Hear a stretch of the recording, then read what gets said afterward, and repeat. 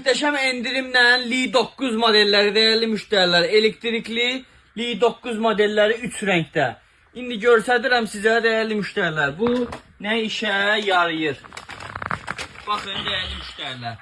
Döndürəndə pоворotlikləri işləyir, hər tərəfə dönür, qabağa, arkaya gedir. Arkasında möhtəşəm formada ışıqlanması mövcuddur. Ondan sonra burada ışıqların rejimlərini də dəyişdirə bilirsiniz. Görürsünüz, çox möhtəşəm formadadır. Qiymətlərini endirimə qoymuşam. Güzgüləri də var burada, lidarı da var. Möhtəşəmdir. Özünə məxsus musiqilər də var. Görürsünüz değerli müşterilər. Çox süperdir. Görürsünüz bunun gözəlliyini. Əlaqə nömrəmiz də səhifədə qeyd olunur. Sipariş eləyə bilərsiniz. Ya drift elə.